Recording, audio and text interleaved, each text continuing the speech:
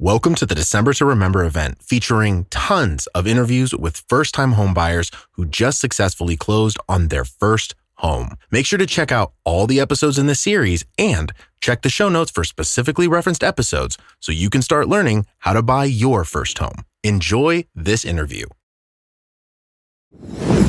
And this next interview is another present under the tree. Hell, we're moving into Hanukkah territory right now. I've got about half the candles on that menorah. This one is Cynthia. And oh man, gang, I'm so excited for you to hear this one. Yes, there's all kinds of great tips on how to buy a home. She bought a house and she only needed to use $12,500 all total to purchase a home. And I'm talking a home big enough for a barn for her horse. But that's just the beginning. There's tons of tips in here, but there is some fun stuff in this interview. Enjoy. How to Buy a Home educates, protects, and connects first-time home buyers to qualified vetted realtors in their area. Whether you're looking for DIY information or step-by-step guidance, How to Buy a Home is the number1 resource for first-time home buyers. Hey, How to Buy a Home. He's really excited. I've got an interview today. This is Cynthia, Cynthia and I first talked in 2023. And she closed a home in, July of 2025. And so the first thing I'm going to ask you, which I didn't prepare you for, so I hope you're ready for it. What's your biggest tip that you would give anybody out there who's trying to buy a home, especially people who think, oh my God, I'm a couple years away. What's your biggest tip? My biggest tip is plan. And I know a lot of people use the get a unicorn, but that's it's so true. I mean, just having the plan, working the plan, and having the team behind you is just so helpful because when you have a question, they're there to answer it and be there for you and just follow the plan as one step at a time. That's incredible because, I tell people all the time, the earlier you reach out, the better. Mm-hmm. You reached out to me in 2023. You bought a home in Florida, like Tampa area, right? Hudson, Florida, so a little bit north of Tampa. North of Florida. Okay. And that was kind of the things we were figuring out at the beginning when you first reached out to us was what's the right team for you? Who's got the right area? Okay. You reached out and we're looking for a home. You bought a home, $250,000. When you first reached out to me, your savings was pretty good. So talk to me about the journey for you. What happened in 23 and 24 that kept you in this planning period that got you to buying in 25? So it's kind of funny. I think I found your podcast in 2022. So I was talking to you for like a while before I even reached out. And then you connected me with Ian. And I want to give him his props because that poor man dealt with me for over a year, answering my questions and helping me. He was awesome. And for over a year, he helped me with my savings, with my credit, with like every question I had, he was there for me. And then in 2024, where are we at now? Yeah. We finally started looking at houses the beginning of this year. I'm terrible with like the timeline. But sure. I had like a whole day where we toured houses. And another thing I just want to give him props for, after that day, he was like, I need you to have somebody who has a little more experience in this area. So he helped me for so long and still was such an amazing unicorn that he was like, let me connect you to somebody with even more knowledge and what you're specifically looking for. Because I was a weird case. My main thing was, they're like, how many bedrooms? How many? And I was like, no, I need 1 hour within my work and I need my horse to be able to move in with me. And they were like, that's it. I said, my budget is around 250. Good luck. And so I had that much time of planning and with Ian's backup on, being ready with the credit, the savings, this and that. And then when you were able to connect me with Andre, oh my gosh, like he was amazing. First house, like I actually had it like ready to go. And I was like, can I go look? He's had me there that same day. Andre was awesome. He backed me up. I never probably would have, even my neighbor to this day, they're like, we were trying to get that house. How did you secure it? I'm like, this realtor, I don't know what he did, but he fought for me and got me the best deal. And just, it was like having so much planning ready and then just your guys' team knowing what to do and how to do it just made it happen. And I couldn't, like, I called one of my old horse trainers, and I told her, I was like, you have to come see it. And she goes, I remember when you were 12 years old and this was your dream. And I was 25, now I'm 26, but I was 25 when I bought the house. And she was like, you're living the dream that you've had since you were 12 years old. And I couldn't be happier. Oh my gosh. Okay. So many things to unpack there. So did you buy a property? Your horse doesn't have their own room, right? Like, how does this work?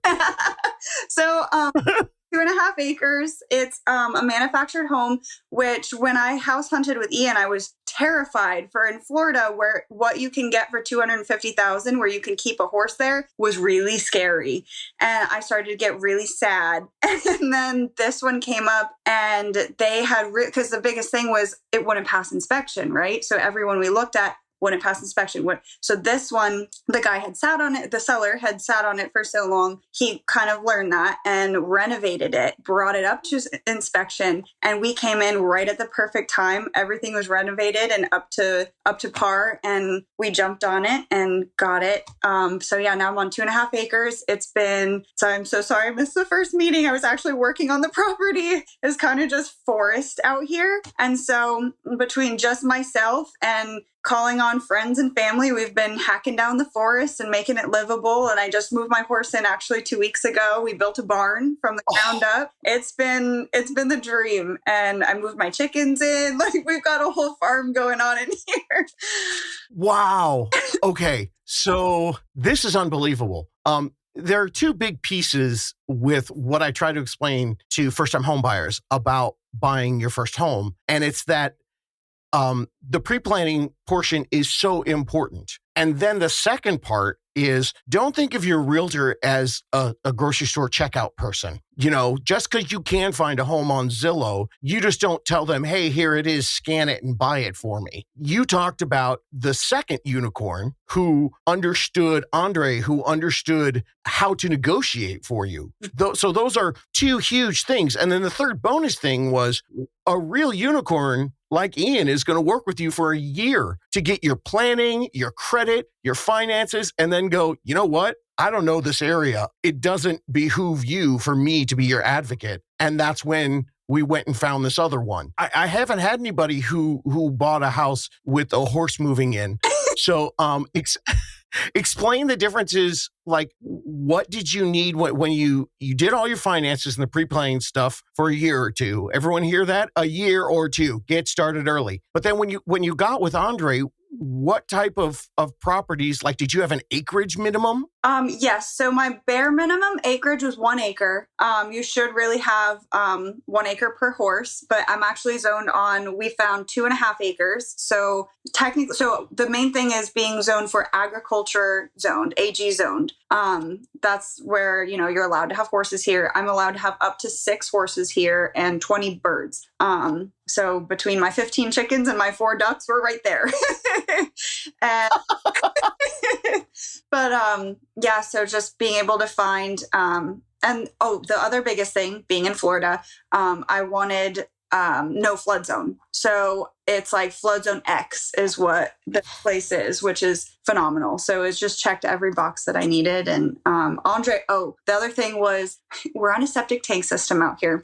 And yes, when I tell you that Andre was like, I want to really give both Ian and Andre their flowers, because I felt so bad when I was like, Ian, you're dumping me after this many years. And he's like, no, I just want you to have the information you need and the right person you need. So he was absolutely amazing with the planning. And then Andre just swooped in and was so even the seller tried to contact me directly. And Andre's like, nope, send him to me. And he put out every little fire. Every time Andre called me, he would be like, okay, here's the situation. Mind you, it took us 60 days to close. Like, it was a rough time. And I was full-time working. I mean, I did this so I'm like, Andre, I'm sorry, I'm not off till 8 p.m. Can you talk then? He's like, yep, I'll be here. And then, but he would call me, here's the situation. And I'd start to panic. He's like, hold on, here are your 3 options. He never called me with a problem without 3 different options for me to choose from. And one of them was they couldn't find the septic tank. And so there was a missing septic tank. And they did locate it. They had to pull in specialists and this and that. But it was just like every panic. Like I was so scared of like, listening to the podcast and everyone says it's so stressful. It's so stressful. I was kind of like, I was stressed, don't get me wrong, but I feel like Andre shielded a lot of that stress because I'm like, okay, I'm waiting for the stressful part. Like I am high anxiety just because, everything's going on. Every phone call, he had an option. And so he shielded me from a lot of the anxiety that it almost felt too, I don't want to say it felt too easy. It was definitely very hard. And he shielded me from so much of it that I couldn't have 100,000%. I would have never been able to do it without him. But I don't think I would have been able to get this house without him specifically. So he was awesome. It's one of those things that happens a lot and that I tell people about. It's tough for me to promise because I don't, number one, I don't want to explain to people like, yeah, sometimes it gets really hard, but we fix it. And so then people go, oh, it's going to be easy. No. You have to do your part. Yes. You did the work. I mean, that's the reason why I wanted to talk to you, Cynthia. You did the work. I mean, I was getting the updates from unicorn number one, from Ian with everything that you were doing on your finances to set yourself up. Once you got in the position with Andre, understanding that you're buying a different type of home, there still are some of the things that are normal that we have to do. But then some of the things get unique, like trying to find your septic tank. So what kind of inspections happen when you're on a house with acreage? So actually it wasn't too much more different than my basic understanding. It was a 4-point inspection, but then we also added, the septic tank inspection, which was optional, but I'm glad that we did because it was missing. And then yes, that was a really good tip from Andre was he was like, you should probably do a septic tank and then the water quality testing. So having the same guy who did the 4-point inspection was able to get a sample of the water and do a test on that as well. But besides that, they said there might have needed to be like a building integrity test, but we ended up not having to run into that. But yeah, so really just a septic tank in the water and it was good. For the flood zone, was that something that you got the information before or was that information through the inspection? That was beforehand. It was actually even listed in the listing as like flood zone X, but then we double checked and, looked at the elevation and whatnot. And it was good. That's a big, important difference I don't think a lot of people realize is that a good realtor is going to be able to have some information, whether it's a flood zone. Here in California, we got fire zones and, we also have flood zones too. Having the right team to be able to get that stuff before you fall in love with a house, before you write an offer on a house. Is obviously a huge benefit from having an experienced person, so much so that your first unicorn who helped you plan for a year went, I don't know all that. Let's get you someone who does. Right. And that's just unbelievable. You talked about building a barn. Now, was that something that you knew the zoning beforehand? Yes. So we did look into, Andre helped me talk to the city here and whatnot, and being agriculture zoned, they confirmed, like triple confirmed for me actually, that we're allowed to have, the 6 horses, the 20 birds. And then as long as there's no active like plumbing or electric in the barn, you don't have to pull a permit. So right now everything's on solar. Down the line, if I want to make the barn fancier, then, I'll pull permits and do all the whole 9 yards. But right now I was like, I just want to get my horse home. That's it. So we'll do solar fans, solar lights. I'm happy. So Andre knew this is something that I've run into a lot. As a real estate agent, we will help direct our people to the city, to the city commissions, to the planning people. So did you go in and have a meeting with them and just like show them the property? And did they pull it up and say, okay, based on that, you can do this? So actually, Andre handled the whole thing and emailed back and forth. Wow. He found the specific guy. Like, Andre was incredible. He handled everything. And he sent me screenshots or CC'd me in all the emails of the correspondence. And they were like, yep, here's the legal part. Here's this, here's that. And then here he went as far as to contact the guy and triple check, and then had the email and forwarded it to me of, yes, this is what's allowed. So it was awesome. Oh my gosh, that's so amazing. Yeah. what kind of loan did you end up going with on a funky property like that? Usually people think on a property like that, you have to put a bunch down. What did you put down? Was it 3%? And then the seller put in 2%? I'm trying to remember the numbers now because it's been a while. So you got a seller credit. Yes. Do you remember what your total money was you had to bring to the table at the end? Like $12,500 out of like what did I have? 30,000 saved up? I can't remember. Okay, so this is something that I'm actually in the middle of writing a podcast about this right now about, with the Last Lease Ever program, I tell people to save 8% for a 5% down payment and 3% closing costs. But you ended up reducing the 5% down to 3%. And then the closing costs, instead of having to pay 3%, you got 2%. You bought a $250,000 home for under $13,000. Yeah, I sure did. Okay, so what were you renting before? So throw in whatever you were paying for the horse. Oh, yes.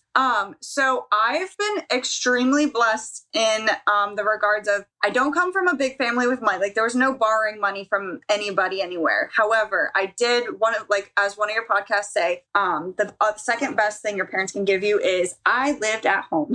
So I lived at home. I saved. And then I actually worked at the barn that I boarded at. So I took care of their horses, and in turn, I had free board. So all I had to do is pay for my horses, vet bills, feed, everything else. Sure. I was very blessed in being able to save so much because I think I paid my mom $100, maybe $200 a month in rent. And then I paid my own like car insurance, the regular bills, but not having a rent and then not having board, was a blessing. And so all of that, I didn't touch it, went straight into the house savings fund. And that's how I was kind of able to do all this by myself. It's a huge saving trick to live at home if you have the option. Yeah. And I have a lot of different people that I've interviewed who are like, my parents don't have the money, but okay, so in your area, if you were renting, and if you didn't work at the barn and were paying for that, what would your house rent and your horse rent, what would that have been approximately? So my friends right now that rent pay between $2,000 to $2,200 a month. Okay. And then board goes anywhere from, if you take complete care from your horse morning and night, it can be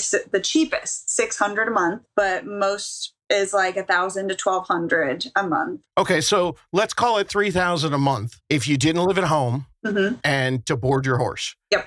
And what is your full monthly payment for you and your horse's house? $1,927. Jeez. And you own it. And I own it. And it's mine. 2.5 acres in Florida. Like I still to this day, like the whole first month, like July, at work, they probably thought I was obnoxious. I kept going, guys, guess what? And they're like, what? Like, I own a house. I was obnoxious and I did not care. Like not only do I own a house, but I own a forest. Like, wow. Yeah. And you get to walk out your back door and go hang out with your horse. Oh yeah. Midnight the other day, I woke up and I just went out to the barn and I stared at my horse. I'm like, I should be sleeping, but I'm just so happy. Oh my God. It's so funny because there's another interview I had with this gal years ago. Her name was Sally. First generation. No one in her family bought a house. And she just used to walk around her townhome and be like, oh my God, I own this. Aww. And that meant everything to her. Yeah. You get to walk out and go to your barn in your forest.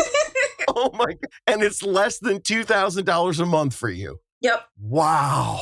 Yep. I'm so blown away by this. The process of deforesting the place. Were you going into this knowing that was going to be something that you were going to do and you calculated that in when you made the purchase? Yes. I definitely knew that was, especially after looking at different places and understanding the state of the properties that, my budget allowed in this area. I knew it was going to be a lot of manual labor, and which is fine. I've worked with horses since I was 9, like doesn't scare me. And I didn't really budget it into the plan because I kind of went with, guys, I have beer and pizza, who's available this weekend. So I've been rotating through. I usually get like one friend or one family member for a day, and then they go, okay, I'll be back next month. I need to recover. I actually out and help me. And he goes, he's hacking at stuff with a machete. Halfway through the day, he looks at me. He goes, Cynthia, you do a full-time job, and then this is what you do on the weekends. I will never blame you for the amount of caffeine you consume ever again. But I love it. I enjoy it. And so, yeah, we've just been, we enjoy it, and we're building memories. And down the line, I mean, I don't know if this is my forever home. It's 2.5 acres. I'm happy here as long as, like, who knows? Like, my neighbors to the left of me have a really nice house. We always made a joke because one of the weird things was down the driveway, there was a split off that went to their house, and you could tell they've been using it. And so Andre went through the whole process with the city, and there was no easement or anything, but my neighbors have been super awesome. We introduced like ourselves to each other. And he's like, I haven't used the driveway since I saw you moved in. I'm like, okay, like no hard feelings, but just wanted to check. But so it's kind of a running joke because my family and my friends, whenever they're coming over for the first time, I'm like, there's a mansion to the right. Just keep going straight. That one's me. But down possibly we could always build something. Okay, now you keep saying we. Is that you and the horse? Or did you buy this with a partner? Oh, no, just me and my chickens, my horse, and my dog. You and your chicken and your dog, yes. Yep. Me, myself, and I. Gosh, that's so... where you are right now is, I tell people all the time, in the beginning, do the planning so you can figure out your options. Mm-hmm. And if you just research it on your own, you're never going to understand all your options. But now you have options as a homeowner. Who's to say if you end up loving it, if your horse ends up saying, this is my jam, I want to stay here, then you add on or build your own little mini mansion where you're at. Oh my gosh. So do you pen the chickens? Yes, they have. Or do they just run around? Yeah, they have a really big, so there are coyotes out here. So I built Chicken Fort Knox is what I call it. And they have an outdoor area that is fenced in. Outside of that, there's an electrical fence, and then there's a coop inside. So they have options to go inside. It's got netting on the top, so nothing can come down and steal them. But yep, we've got Chicken Fort Knox out there, and they have outdoor, indoor, little happy chickens. And again, understanding this was the amount of birds that you could have was something that you discovered once you discovered this property, before you put an offer in, you were like, hey, Andre, I want chickens. And he gave you the 20 bird max. Yep. And what about the ducks? Do they just hang out? Yep. I actually just built a separate duck mansion. That's what I'm calling. So I had an indoor duck named Walnut, and he lived inside because I got him separately from the original flock because somebody called, and once they find out you have birds and land, they go, hey, do you have room for another one? And this little baby duckling that he wouldn't get along with the rest of the birds, and he imprinted on me. So this duck lived inside up until today. I just moved him into the duck mansion today, and he had little duck diapers. But I got him a girlfriend, a little Walnutta. And so I built a little duck mansion Sunday. And today's my other day off. So I moved them in this morning. And now they're in their little duck mansion.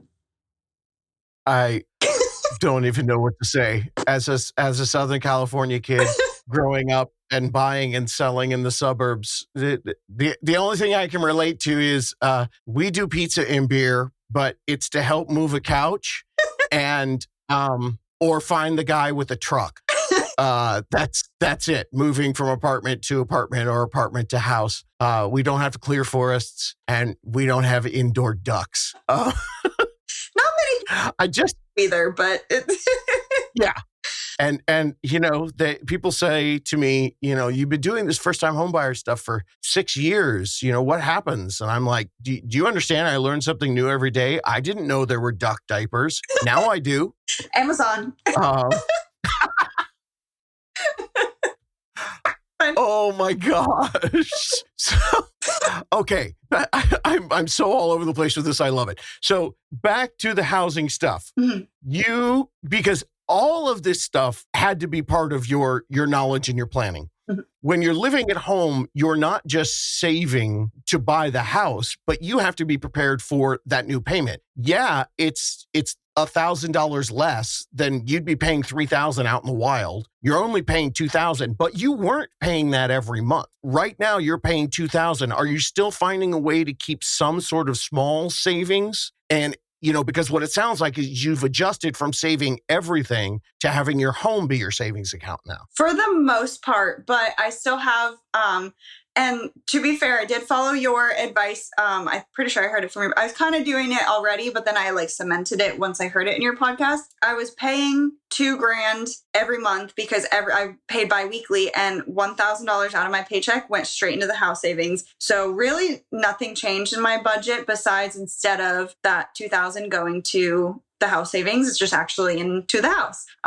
But since I've been practice payment, right? Practice payment. It's yes. like step 7 or 8, I think, in the 10 steps. Yeah. Yep. So I was doing that for pretty much the entire year beforehand. So luckily it wasn't a huge difference between that. And then just being out here, being happy. I don't, go out to eat as much, like that kind of thing. I have my own kitchen. I'm cooking. My friends come out. We play with the animals. We ride around on the ATV. So it's we're not going out and spending money. So anything I've really just, been able to save and just be comfortable. And then that $2,000 just kind of rolled over into the house instead of the savings fund. When you own a home at a young age, it can be very exciting because you can be the place for people to come and hang. Mm-hmm. And I'm sure that many of those forest clearing days turn into some kind of recreational fun time afterwards, unless they're so tired they want to fall asleep and take a nap. But that's a little bit of both. Okay. And now you have, this sanctuary with a barn and duck mansions of all things, and a chicken Fort Knox. And you're how old? You're 26 years old now? Yep. Wow. The average age of first-time home buyers 35 in this year? Oh, this year. Just turned 40. Really? 40 for this year. You are 15 years ahead. Wow. That's 15 years of equity that you're going to gain. That's 15 years. But most importantly, the bubbliness and the happiness that I can see in you, it's just so amazing. I love it. I'm so happy. And it's been my family so happy. Like with everything going on, I did have a really, really, really bad year in the other parts of life. So to be this happy, it's just amazing. I'm living my dream. I'm out here. I'm alone and I'm the happiest person I could. It's just amazing. And I'm listening to your podcast just motivated me since 2022 when I started listening. And just being one day. And then it was okay, I got the house. And then it was working so hard to make it possible for my horse to move home and then getting there. And now it's I'm sitting here and I went out and I was just hanging out in the middle of the night because I was I'm here. I'm living my dream at 26 years old and I made it and I'm so happy. And it's such an important thing that I could talk about this forever, but it's such an important thing for you to acknowledge, you did this. You put the work in, you found your original unicorn that helped you with all the planning. You should be happy and all that, but just every once in a while, sit down and go, I should be really proud of myself. You put the work in, you found the right education, found the right information, not to toot my own horn, but no one's getting rich off a 25-year-old buying at the time, you're 26 now. Mm-hmm. No one's getting rich off you making a $250,000 and you got treatment from people like you were buying a $2 million place. 100%. And that type of, when there's a full team effort, that's what gets us going. That's what wakes us up, the professionals, every morning. Because you think you're happy today. 5 years, 10 years, when you're chilling at 36 years old and your friends, according to the national survey, might still be renting. And you've got this incredible compound. And I love the fact as a single female buying. And I think we had one person first who said, my story starts like all good stories. It was a breakup. And she ended up being a single buyer. And she was a single mom. Okay. Now, she only had one child. She didn't have 19 like you do. So, Oh, that's awesome. I will say, when the closing day that I met with Andre, we had come out to do the final walkthrough, and down to the wire. I mean, this house it was a process, and there was a mystery puddle on the floor. And we were like, he's like, I don't know where this came from. It did rain yesterday. I'm looking for leaks.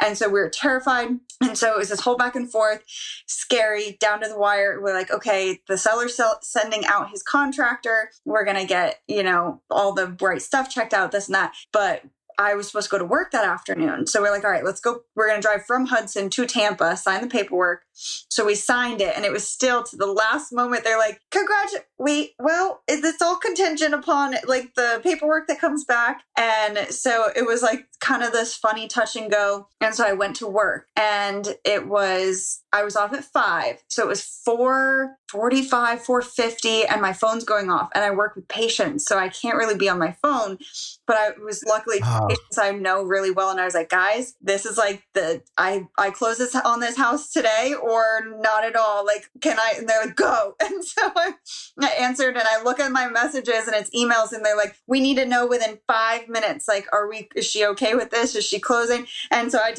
like, yes, close it. So it was crazy down to the last moment. And then they sent all the little texts of like, Andre's like, congratulations. And not going to lie, I heard your voice saying, we did it. No, you can do this. Yes. We did it. Yes, you can do this. And for those people who haven't been through a typical home closing, they're not going to I understand, and it translates in my brain, everything that you said. Mm-hmm. So many people are concerned about buying a money pit. They're concerned about buying a place that is going to be a lemon. When you have the right team, there are so many layers of protection and so many things, and it will go all the way until the end, because there'll be inspection, and then there'll be another inspection, and then there'll be a recommended inspection for your specific type of home, like the septic, which was important because where the hell is it? But that walkthrough isn't just to go and see if they've repaired everything. That walkthrough is to make sure that, once again, one more time, is there anything unexpected? And we have the ability to say, we will sign, but the funds will not be transferred until X, Y, and Z is completed. A lot of realtors are never going to do that. But because you had Andre, who had worked his tail off, got you in touch with the city, got the septic, and did everything, he's not about to let you move in and with a mystery puddle. So... Yeah. Were the seller credits part of a negotiation that happened post-inspection, or was that at the initial contract, like, we'll buy it at this price, but we want this much back to cover the closing costs? Do you remember? It was kind of confusing because we did have to go back and forth quite a few times. But I think Andre had asked in the initial for three different things. Seller credit was part of it. I think...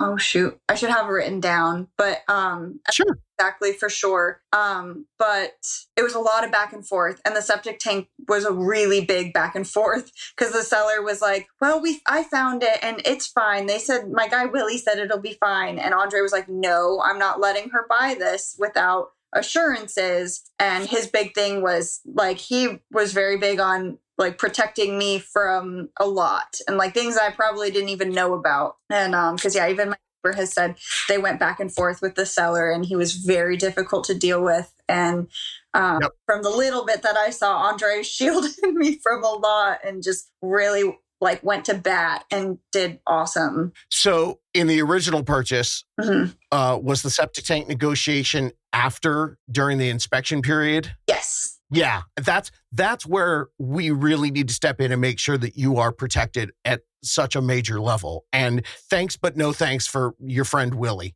We're going to have our inspection team look at this, and you have the right to do that. They have the right to refuse it and say no deal. Yep. You may have negotiated a price a week ago, but where we come in is to make sure that, it's not going to be Willie's word. It's going to be something, and it can go all the way down to the last minute. And that's why you're not getting a grocery store checkout person. You need that advocacy. I mean, everything we've talked about, your dream and all that, it happened because Andre does this every day. Yeah. And, because we're here, and I just can't, I'm so glad that you took the time to come and share this story because, again, I learned a lot. Duck diapers. We have coyotes. I just close the door and don't let my dog go out. I never thought about building a Fort Knox doggy house. So maybe that's something I can do. I'm so thrilled for you and your horse. And as much as I appreciate and am happy that you had the unicorns to help you in the planning and then to help protect you, I do just want to make sure that you know how proud I am of you and how proud you should be yourself, because to take a plan and work it for 2 years. I mean, did you ever think when you first reached out to me that you would end up here? Not as far as I was thinking 1 acre bare minimum. And so not this is incredible. With this payment, I got way more than I ever thought I would. And way faster. I know people always say that they're like, it could move so much faster than, which it didn't. It took a couple years, but I'm here and I'm happy and it's amazing. And the reason it moved fast is because of all the work you did originally. When you were working with Ian and you hadn't found out that you needed a little bit of different expertise, because you were all set up. Once you got to the unicorn and had the expertise in your area, that's where things move fast. That's where you felt that it became a full-time job while you had your full-time job. Yeah. Yep. And here you are. Well, this is absolutely warms my heart. So I'm so thankful, and thank you for coming and sharing your story today. And thank you for the podcast and all the hard work you do all day, every day, and for connecting me with such amazing people, because I would not be here without it. We're stoked for you. Congratulations. Thank you. So there you go, gang. And if you go to my Instagram, I'm going to make sure that the team gets up. I have pictures of the duck. Can't believe she got a house with a duck mansion. But most incredibly, got a home with enough acreage at 25 years old so she could live out her 12-year-old dream. What a story. I hope you guys like that interview. There's more coming in the December to remember. Remember, you can do this. There's over 100 and I don't know, where are we at now? 7, 8, 9 interviews. And you could check out the episode guide where we've actually put the specific topics that a lot of those old interviews actually discuss. So you can hear it from a real person instead of just listening to me. And there's the link with a 19-year-old buyer who got last year's buyer's window of opportunity, pounced on it. And you can use that one as an example because we're in the same window here in 2025. And look, if you're not ready now, that's fine. Go to howtobuyahome.com and we'll still help you with the planning, whether it's winter, spring, summer, or fall. All you got to do is call. I just aged myself so much there. But the difference with the Unicorn Nation is that we're going to help you plan if it takes 12 months, 18 months, 24. We've got people that even listen to the show and worked with unicorns for over 3 years. We set you up. We give you strategies. We give you tips. And they check in every once in a while just to make sure you're still on path. And eventually, people understand as the market shifts and as their personal finances change, all those windows of opportunity open for them specifically on their own time. It's all about creating your options. You can do this. Looking for more DIY education or your own personal step-by-step guidance through the home buying journey? Since 2019, How to Buy a Home has been the #1 resource for first-time home buyers. So visit howtobuyahome.com to get started.